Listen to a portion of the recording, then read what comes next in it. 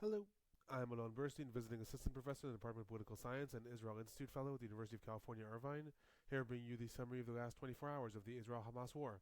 It is currently the evening of January 8th, 2024 in the United States, the morning of January 9th, 2024 in the Middle East. Since I was not here for a couple of days, this report is also going to include some of the highlights from the last couple of days as well.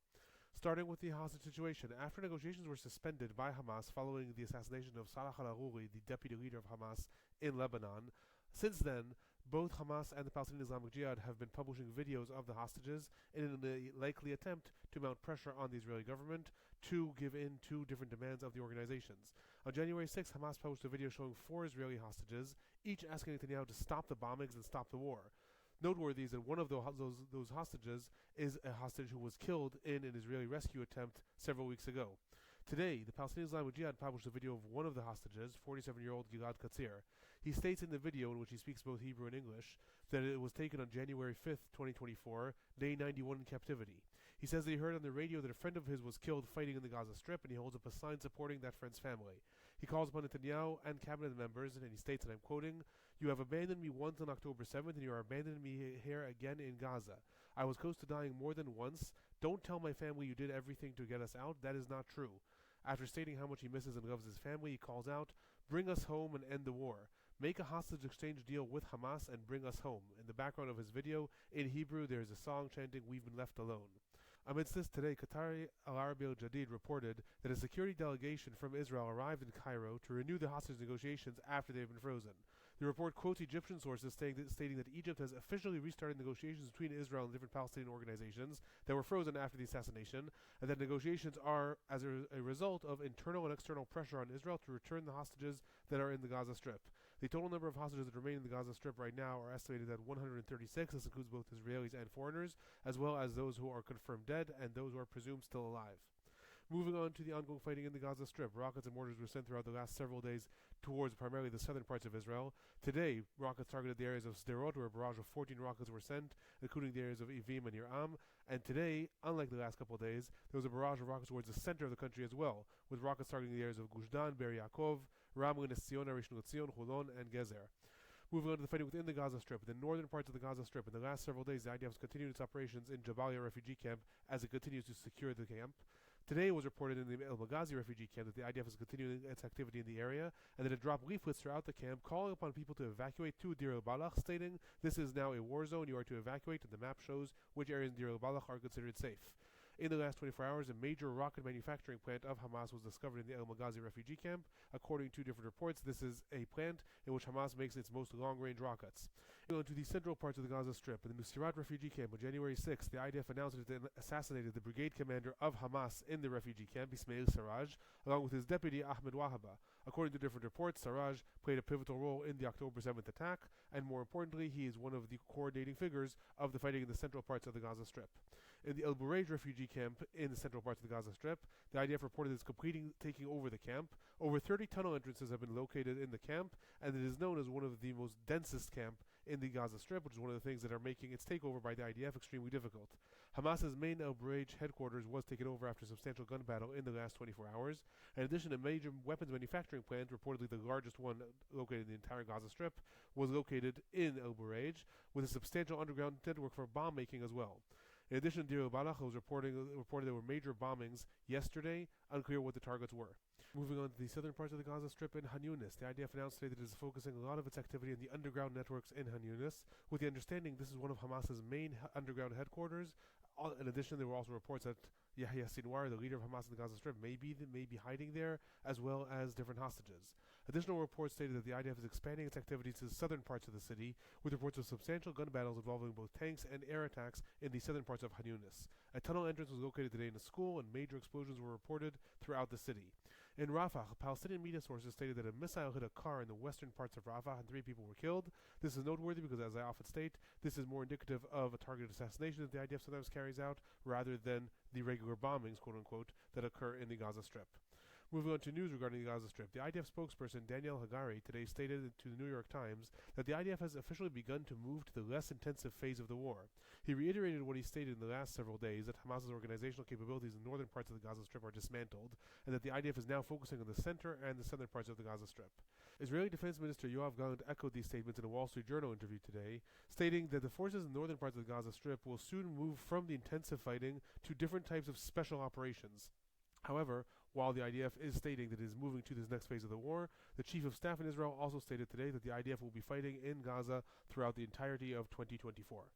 Regarding casualties, 4 IDF soldiers are reported killed in the Gaza Strip in the last 24 hours, bringing the total number of IDF soldiers that have been killed in the Gaza Strip since the invasion began to 178. 103 soldiers were injured in the Gaza Strip in the last 24 hours. The total number of soldiers that were injured in the Gaza Strip is 1,145.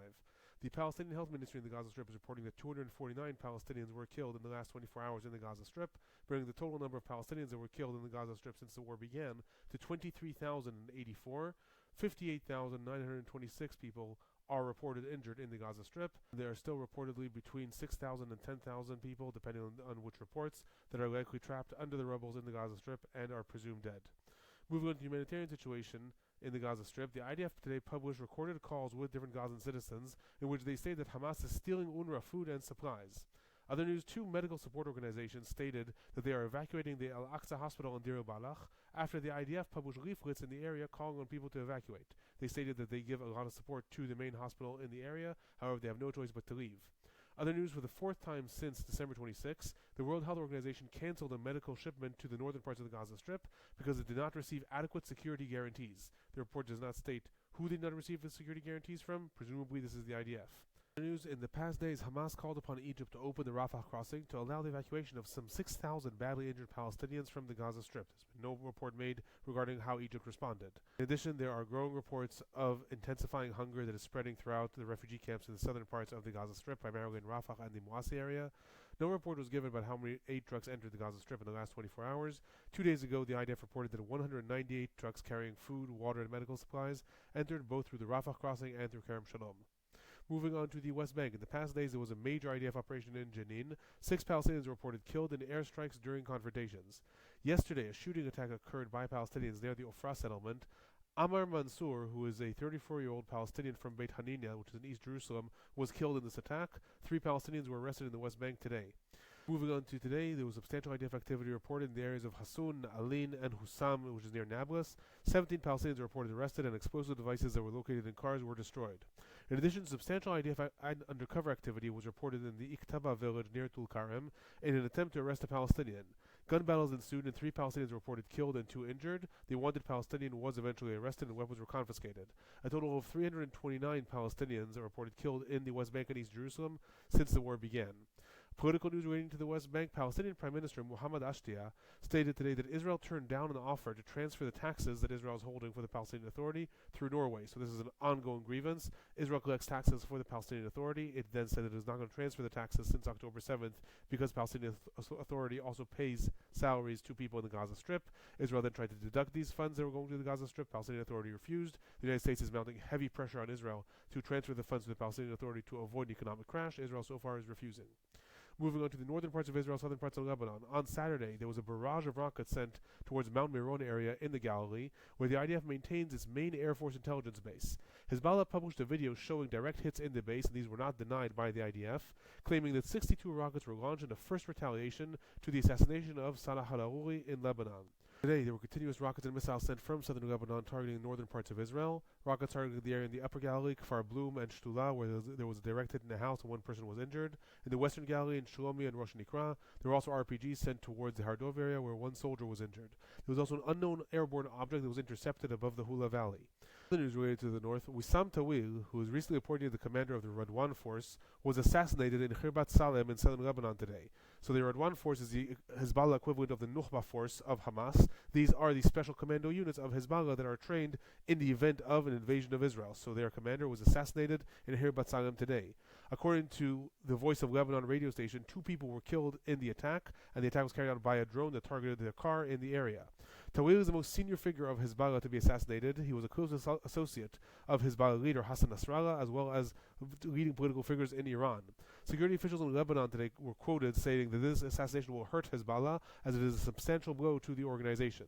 Israel itself did not take responsibility for the assassination. IDF spokesperson specifically was asked about this and stated that the IDF works in actions, not with words. However, hours later, the newly appointed foreign minister of Israel, Israel Katz, stated in a Channel 14 interview in Israel that it was in fact Israel who assassinated Tawil, stating that Israel already took responsibility for this, which was not the case. Regarding IDF retaliations to the rockets that were sent in the last 24 hours, the IDF targeted Hezbollah units firing missiles, Hezbollah infrastructures throughout southern Lebanon, and major retaliations were also reported in the Ita Sha'ab area. Other news related to the north, however, this time relating to Syria. Hassan Akhasha, who's a Hamas member in charge of rocket launching from Syria, was assassinated today. The IDF did take responsibility for this assassination. Reuters quoted Syrian sources stating that Israel substantially intensified its attacks against Iranian and Hezbollah activity in Syria since the war began, including attacks against supply ships, infrastructure, and different weapon smugglers. Moving on to some of the political and general trends, the UN Secretary General's emissary for sexual violence, Pramila Patten, will arrive in Israel at the end of January in order to investigate sexual violence on October 7th. This comes amidst a lot of criticism that was leveled at different UN organizations for not taking the sexual assault that occurred on October 7th seriously enough. Now she's going to arrive to investigate this at the end of January. The news: President Biden of the United States was giving a speech today in South Carolina that was interrupted by protesters who called upon him to stop the war in Gaza. Responding, he stated, and I quote, "I have been quietly working with the Israeli government to get them to reduce significantly to get out of Gaza. I'm doing all I can," and this was met with applause. Other political news: Lebanese Prime Minister Najib Mikati stated in an interview to Al Hora News Network today that the Lebanese government is working on a diplomatic solution to the situation in southern Lebanon that may be connected to stopping the war in Gaza. He added that Amos Hochstein, who is the special envoy of the United States to the region, is due to arrive in Beirut next week. Mikati also added that Lebanon received suggestions that Hezbollah would withdraw to the northern parts of the Litani, and therefore there could be a de-escalation, but that Lebanon is insisting on a solution that addresses Hezbollah's weaponry as well, and he added that if the border disputes are all resolved, Hezbollah will have no excuses to attack Israel anymore. Al-Arabi al-Jadid quoted sources in Hezbollah today stated that despite the assassination that occurred today and the assassination of Salah al-Awli, and despite the fact that Hezbollah intends to retaliate, it still does not want an all-out war to break out. Other news: Israel will appear before the International Court of Justice, the ICJ, on Thursday and Friday to face charges of South Africa on charges of genocide. Today it was reported that Israel appointed Justice Aharon Barak to represent the country in the ICJ. This is a surprising move since the government's judicial overhaul that it has been trying to spearhead for the last year prior to the breakout of the war specifically villainized Aharon Barak as the main enemy that had given the judiciary more power, so it is very surprising that the government specifically appointed him to defend Israel. This appointment was condemned by Minister of Finance and head of Religious Zionism Party, Bezalel Smotrich, as well as Tali Gottlieb, who is a member of the Likud, saying that Netanyahu did not consult the coalition or the Likud prior to this appointment. Amichai Eliyahu, who is a member of the Jewish Power Party, went even further, saying this is a bad appointment and that Aharon Barak does not represent us.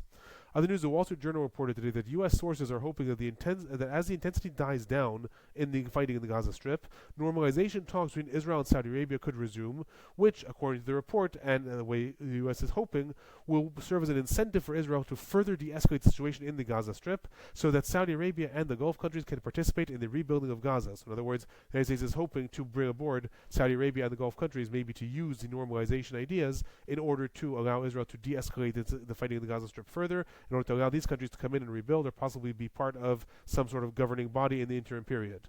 Other news: U.S. Secretary of State Antony Blinken arrived in Israel today. According to reports, he wants to ensure that Israel moves to the third phase, the more low-intensity phase of the war, that will enable Hezbollah, according to the reports, to de-escalate and facilitate the role of the special envoy to the region, Amos Hochstein, who, as I stated, according to Lebanese Prime Minister, is due to arrive in Beirut next week. He was in Israel last week. Moving on to speculation regarding the future of the Gaza Strip. Responding to these statements by Minister of Finance Bezalel Smotrich and other ministers who sit in Israel's cabinet, who have stated that Israel should encourage Palestinian emigration from the Gaza Strip, the spokesperson of the U.S. State Department today, Matthew Miller, tweeted, and I'm quoting, "Palestinian civilians must be able to return home as soon as conditions allow. They cannot and they must not be pressed to leave Gaza." Responding to this, Bezalel Smotrich stated, I'm quoting, I want to correct a mistake of the State Department. It is not expulsion or forced immigration. It is a humanitarian plan that will allow hundreds of thousands of refugees living in Gaza and begging for somewhere else to go to be able to move somewhere else and live respectfully.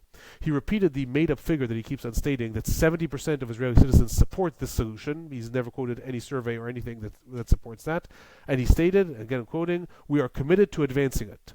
Other news, reports surrounding Anthony Blinken's visit to Israel also stated that in this visit he wants to hear Israel's plan for the day after the war in Gaza, specifically for the interim period, i.e. this period that the IDF will clearly be controlling the Gaza Strip, and what it plans to do during that time.